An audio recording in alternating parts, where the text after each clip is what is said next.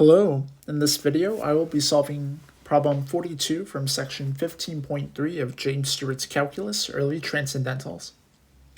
In this video, we need to evaluate this iterated integral here by converting to polar coordinates, as the problem statement says right here. And how are we going to do this? Well, as the problem says, first we need to convert to polar coordinates.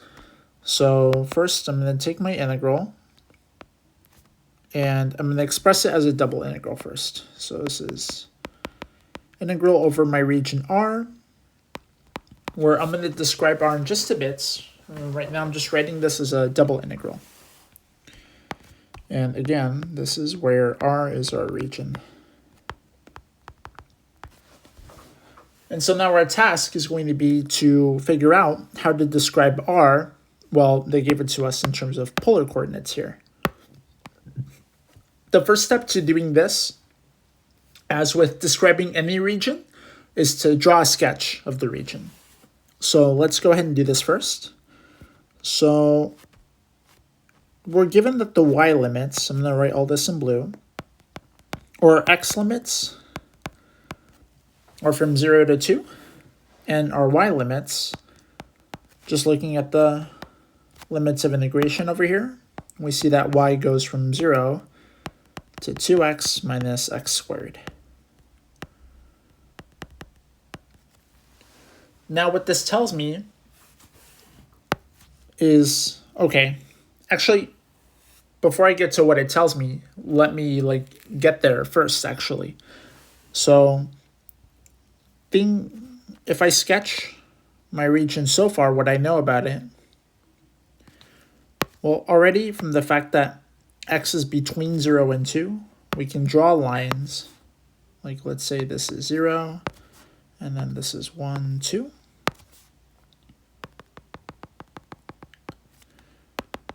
I know that my region has to lie between these dotted lines right here that I've drawn. And similarly, because y is positive, right here from this, we know the region has to lie somewhere up here above the x-axis. Now, to figure out what the region fully looks like, we need to figure out what this curve is right here. So I'm going to write this in green. To find the shape of the region, we need to sketch the boundary. And the only one we need to figure out how to sketch is this one, because this is the only non-trivial one. Now, this equation, well, right now it's like this, but we can get rid of the square roots and then add on x squared to both sides. And what we get is that x squared plus y squared is equal to 2x. And this shouldn't write if and only if here. There we go. Now, moving all the variables to one side, this equals 0. And by completing the square, I get this equation right here. So this is x minus 1 squared plus y squared equals 1. And so what we see, and here it's important that we remember that y is positive. That's just because of we're taking the positive square roots.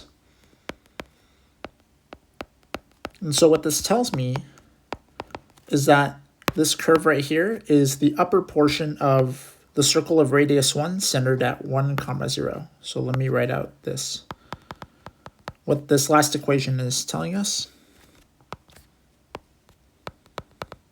This is a circle of radius 1 centered at 1, 0. And so if we sketch this over here, adding a 1 right here, it'll look something like this. And so our region, therefore, is this one right here. Okay, now that we figured this out, now that we know what our region looks like, next thing we need to do is convert it to polar coordinates.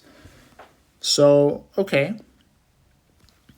Looking at this diagram here, let's first determine what the angles have to be. So let me make a copy of my region over here. So this is 1, 2, and then maybe 1, 2. So this is my region. And now I want to describe this region using polar coordinates, okay? Now,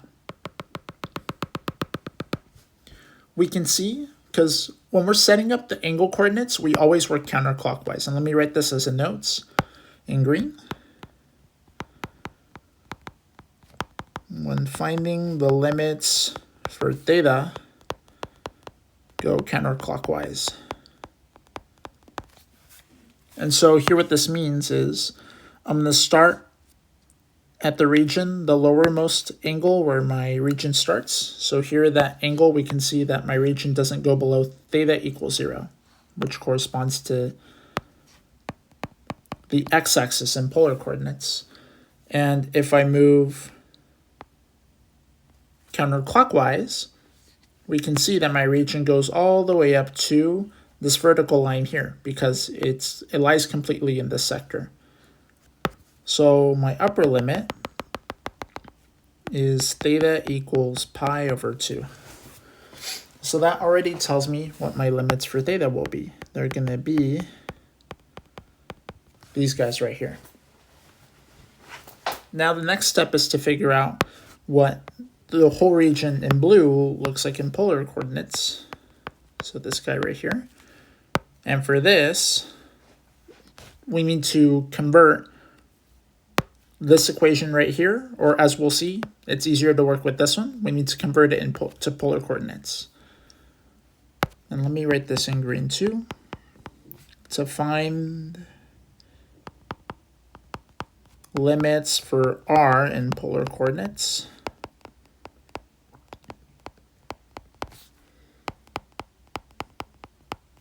we're going to substitute the usual formulas that let us convert between Cartesian coordinates and polar coordinates. And when we do this, using this form of the equation right here, what we got is, well, the left side becomes r squared, and the right side becomes 2r cosine theta. And if we divide out by that r, we get r equals 2 cosine theta.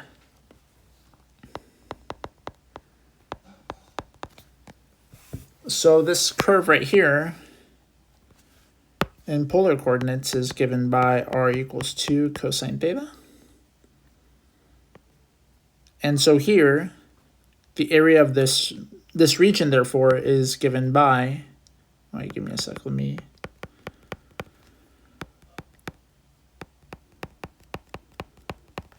it's given by this right here. Why does it go down to 0? Well, because once we reach this point, the radius is 0. So it's from 0 to 2 cosine theta.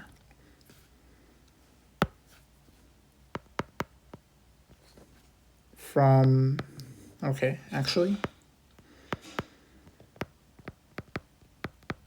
the region R in polar coordinates, just summarizing what I wrote already, is 0 less than or equal to theta less than or equal to pi over 2, 0 less than or equal to r less than or equal to 2 cosine theta. So, going to a new page, oops, I forgot to erase all this.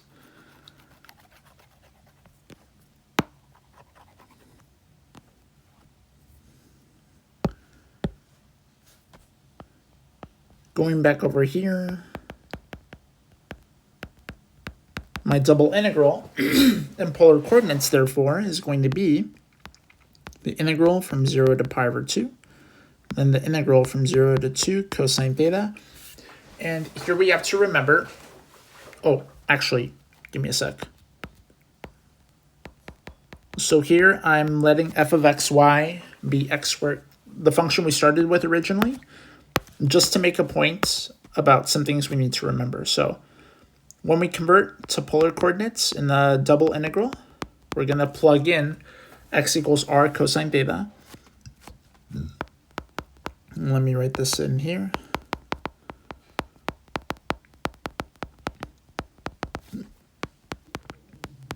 And when we convert to polar coordinates, it's very important to remember this factor of r that we pick up with our dr right here. And I'll write this in red.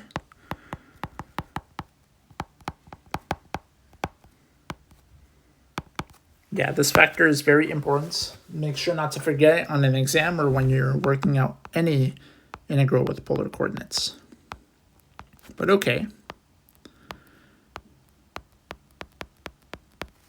Plugging in x equals r cosine and y equals r sine. Well, our function was the square roots of x squared plus y squared, so we get r cosine theta squared plus r sine theta squared. And actually, let me just write the calculation up here. So this is, the inside's going to become r squared, so we just get r. When we plug in x is equal to r cosine, y equals r sine.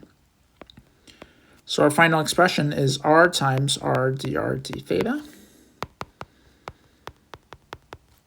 which is going to be, well, r times r becomes r squared. Oops. And so, if we continue here, we're going to get, well, this will be r cubed over 3 from 0 to 2 cosine of theta.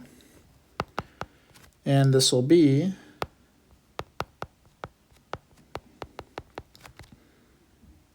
working through this very quickly, 2 cosine theta cubed d theta.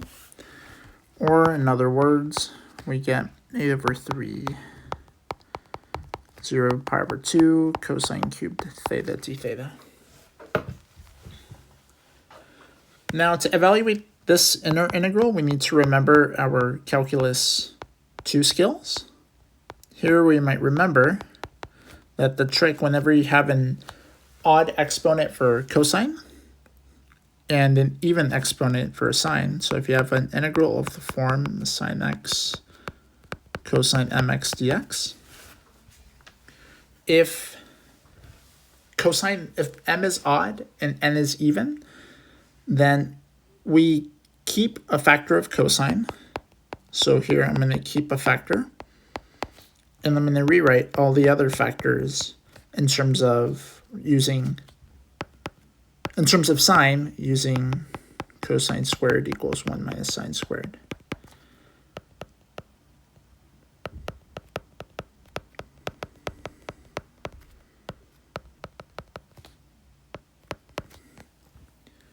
And this isn't so bad, because now we can do a u substitution, and we get 0, well, 0 to 1, 1 minus u squared du.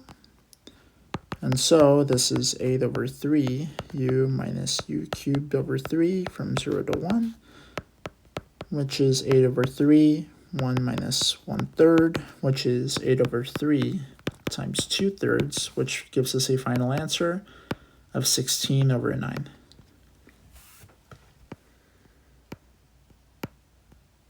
There we go. So pretty much everything in this page was just me evaluating the integral, the single variable integral right here. But key takeaways for this problem: when you're doing double integrals, draw a sketch always. It's very helpful.